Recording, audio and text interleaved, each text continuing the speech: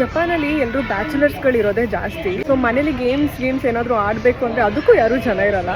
So ಅದಕ್ಕೋಸ್ಕರ ಅಂತಲೇ ಇಲ್ಲಿನ ಜನರು ರೋಬೋಟ್ಗಳನ್ನು ಇಟ್ಕೊಂಡಿರ್ತಾರೆ.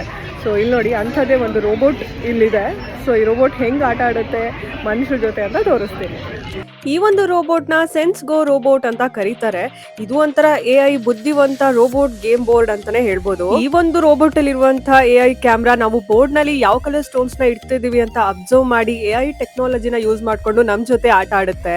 AI ಮೂಲಕ ನಾವ್ ಯಾವ ತರ ಗೇಮ್ ಆಡ್ತಾ ಇದೀವಿ ಅಂತ ಅಬ್ಸರ್ವ್ ಮಾಡಿ ತನ್ನ ಗೇಮ್ ನ ಈ ರೋಬೋಟ್ ಆಡುತ್ತೆ. ಈ ರೋಬೋಟ್ ನ ಬೆಲೆ ಸುಮಾರು 95,000ದಿಂದ 1,00,000 ರೂಪಾಯಿ. ಜಪಾನ್ ಅಲ್ಲಿ ಟೆಕ್ನಾಲಜಿ ತುಂಬಾನೇ ಮುಂದುವರೆದಿದೆ. ಅಷ್ಟೇ ಅಲ್ಲದೆ ಇಲ್ಲಿ ವಯೋವೃದ್ಧರ ಸಂಖ್ಯೆ ಜಾಸ್ತಿ ಇರುತ್ತೆ, ಕಾರ್ಮಿಕರ ಕೊರತೆ ಕೂಡ ಇರುತ್ತೆ. ಇಂಥ ಸಂದರ್ಭಗಳಲ್ಲಿ ಈ ರೋಬೋಟ್ ಗಳು ತುಂಬಾನೇ ಬಳಕೆಗೆ ಬರುತ್ತೆ. ಜಪಾನ್ ಅಲ್ಲಿ ಹೆಚ್ಚಾಗಿ ಒಬ್ಬರೇ ವಾಸಿಸೋದ್ರಿಂದ ಅವರ ದೈನಂದಿನ ಕೆಲಸಗಳನ್ನ ನೆನಪು ಮಾಡೋದಕ್ಕೋಸ್ಕರ ಈ ತರ ರೋಬೋಟ್ ಗಳನ್ನ ಒಂದು ಕಂಪಾನಿಯನ್ನಾಗಿ ಇಟ್ಕೊಂಡಿರ್ತಾರೆ. ಜಪಾನ್ ಅಲ್ಲಿ ನಿಮ್ಗೆ ಹಲವಾರು ತರ ರೋಬೋಟ್ಸ್ ಗಳು ನೋಡಕ್ ಸಿಗುತ್ತೆ. ಖಾಲಿ ಗೇಮಿಂಗ್ ರೋಬೋಟ್ ಮಾತ್ರ ಅಲ್ಲ, ರೆಸ್ಟೋರೆಂಟ್ ಗಳಲ್ಲಿ ಸರ್ವ್ ಮಾಡೋಕ್ಕೂ ರೋಬೋಟ್ ಗಳನ್ನ ಇಟ್ಕೊಂಡಿರ್ತಾರೆ. ಅಷ್ಟೇ ಅಲ್ಲದೆ ನಿಮ್ ಜೊತೆ ಆಟ ಆಡ್ಲಿಕ್ಕೆ, ನಗಾಡ್ಲಿಕ್ಕೆ, ಮಾತಾಡ್ಲಿಕ್ಕೆ ಎಲ್ಲದಕ್ಕೂ ಇಲ್ಲಿ ರೋಬೋಟ್ಸ್ ಗಳು ಇರ್ತವೆ.